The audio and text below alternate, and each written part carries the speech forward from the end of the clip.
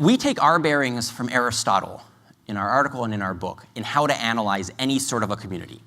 Aristotle tells us that you can analyze any community by looking at the actions that the community engages in, the goods that the community seeks, and then the norms of commitment that shape that community's common life together. So to take a non-controversial example, let's take a university community. A university community, the members of the community engage in academic action. What sort of things are academic actions? Your professors will research and write academic articles and academic books. They'll then put these on the syllabi, not just to get their commission from having you buy their overpriced textbooks, but also so that you can then read the benefit of all the hours of research that they put in while writing their dissertation and researching for their next scholarly publication. So students read articles and read books. Professors then deliver lectures. Students attend lectures and take notes. Students then write term papers. Professors then grade term papers. Students come to office hours and discuss their papers with their professors. These are the sorts of activities that constitute an academic community as an academic community. Beer pong and football games are nice additions, but they don't go to the heart of what makes a university a university. What goes to the heart are these intellectual activities. Now, what are these intellectual activities ultimately seeking? What is the good that these are oriented towards? They're oriented towards the good of the truth. They're oriented towards the good of knowledge. All of the exercises that your professors make you engage in, the homework assignments, the term papers, the research projects, all of the work that they themselves do in writing those books and papers and delivering those lectures is all about eliminating ignorance from our lives and coming to a better appropriation of the truth of the matter so that we can have a better understanding of what is really true, so that we're not living in ignorance, we're not living in superstition, we're not living with just preconceived opinions. That's what all of these actions are oriented towards. They're oriented towards the good of knowledge, the good of the truth. So then lastly, what sort of commitments does this require of a university community? This is where all of the commitments for academic integrity and academic freedom and the honor code come into play.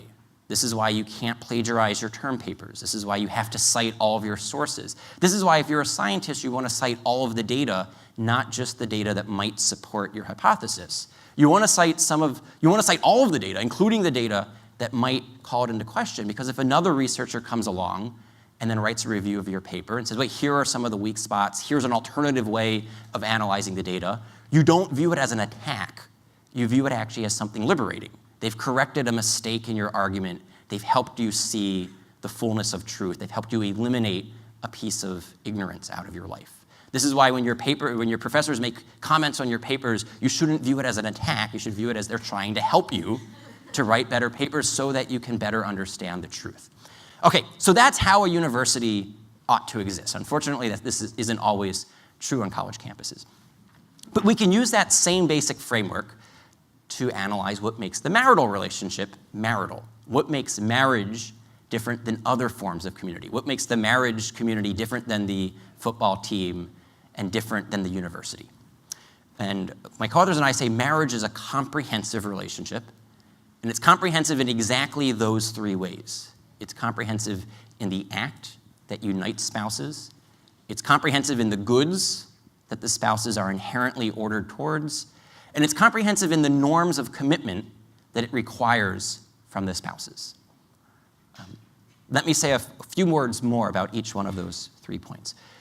Professor Rudiszewski did a wonderful job of explaining how we're mind-body unities. We're not ghosts and machines. We're not souls that are somehow inhabiting flesh and bones, but we're a mind-body unity. So to unite with someone at a comprehensive way, we have to unite with them at all levels of their personhood. So this act that unites us comprehensively will be an act that unites us hearts, minds, and bodies.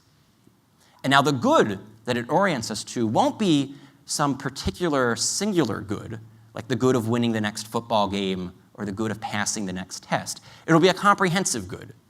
And we argue that that comprehensive good is what Professor Rudiszewski mentioned as procreation, understood as both the creation and then the rearing of whole new human organisms who are going to be raised to participate in all of the forms of human goodness.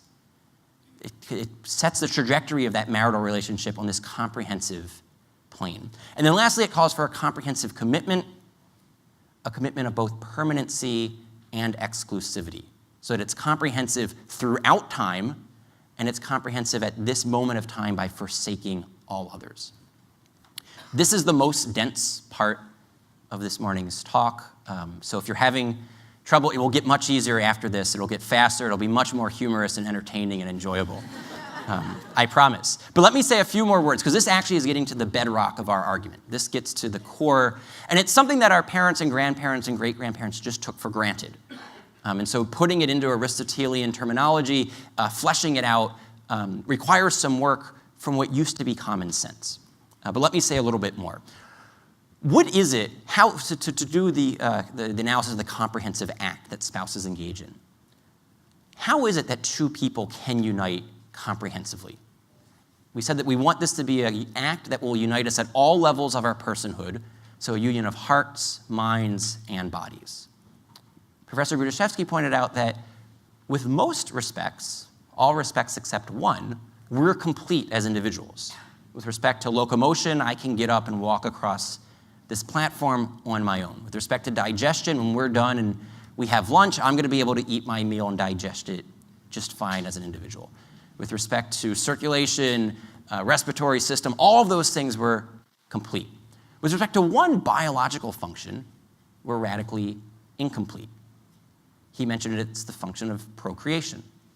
So that in that conjugal act, a man and a woman don't just rub up against each other or interlock as if I was to stick my finger in one of your ears.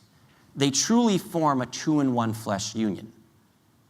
It's a single function, a single organism that's being formed by a mated pair.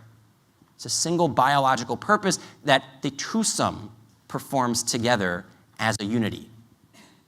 And so in the same way that you could say, what is it about my body that makes me an individual? What is it about me that makes my muscles and my heart and my lungs and my stomach and my intestines not just a clump of cells, but makes them a unity, is that they're all coordinating with each other, they're interacting with each other towards a single, unified biological end, the good of my continued existence. In the same way, that man and that woman, when they unite in that conjugal act, are coordinating towards a single, unified biological purpose, that good of procreation. And so the Hebrew scriptures, when it describes them in that act as a two-in-one flesh union, they're not just speaking poetically or metaphorically, they're revealing something true about human nature and about what the sexual complementarity of a man and a woman allows for in terms of an act that can unite them. And now this act unites them so completely that 9 months later, it frequently requires a name. The lovemaking act is also the life-giving act. The act that unites a man and a woman as husband and wife is the same act that can make them mother and father. And so that begins to tell us something about what the marital relationship is ordered towards. What is the orientation, the orderedness, the good that the marital relationship seeks? In the same way that academic communities engage in academic actions that are ordered towards the pursuit of the truth and knowledge, it's the marital relationship, spouses engage in a marital act that is intrinsically ordered towards both their unity and the procreation, and then the rearing and education of children. So it's a comprehensive action that unites them, hearts, minds, and bodies, that then orients them towards a comprehensive good, the procreation, the rearing, the education, the raising of new human beings. And then lastly, this can explain why marriage requires comprehensive commitments, both exclusive and permanent. And now, what sort of exclusivity does marriage call for? It's sexual exclusivity. You don't cheat on your spouse by attending a lecture with someone other than your spouse. You don't cheat on your spouse by playing football with someone other than your spouse. But you do cheat on your spouse when you sleep with someone other than your spouse. And this view of what marriage is can explain why the type of exclusivity that marriage calls for is sexual exclusivity. Because it's the sexual act that transforms an ordinary friendship, a union of hearts and minds, into the comprehensive domain of marriage. It transforms it into that comprehensive union of hearts, minds, and bodies. And so the conjugal act, which is distinctive of marriage, which is why it's called the marital act, is the act that is exclusively reserved for the spouses. And that's the type of exclusivity that marriage requires. None of you are being unfaithful to your spouses by being at this lecture. So then we can say, what about the other comprehensive commitment? It's a comprehensive commitment that will require a permanent commitment. And I think, again, Professor Budiszewski spoke very well about this. To give a total gift of the self requires that you don't hold anything back. If you have a sunset clause, if you have an escape date, if you have a way out, then you're not really uniting comprehensively. To unite comprehensively requires an open-ended commitment. So the type of comprehensive union that's being formed requires an exclusive, forsaking all others here and now, but also into the future. Comprehensive throughout time and comprehensive at this moment in time. This basic view of marriage that we run on Aristotelian grounds and using some Aristotelian jargon is something, though, that we find in the ancient thinkers, not just the Christians, but Socrates, Plato, Aristotle, Cicero, Musonius Rufus. It's something that we then find in the canon law, the common law, and the civil law of the church, common law of England, civil law of America. It's something that we see in thinkers like Augustine and Aquinas, Luther and Calvin, but also Enlightenment thinkers like Locke, Kant, Eastern thinkers like Gandhi. So what this suggests to my co-authors is, while everyone has a slightly different phraseology, a different way of putting the point, they have differences around the margins. Professor Budiszewski mentioned that for Locke, marriage need not require permanency, that after the children are grown, divorce may not in every case be immoral, but it still has an expectation of permanency for Locke. What this suggests to us is that there's something about the human good of marriage that different political, philosophical, and theological communities have all been trying to articulate with greater or lesser success. That it's a bunch of different thinkers in different times and places have all been grappling with the same human reality of marriage. What is it about our nature as embodied males and females, the type of union we can form, the type of good that that union can produce, and the type of commitments that it requires? And that's what we're trying to articulate here and now so that our marriage policy can reflect that truth and to promote that truth.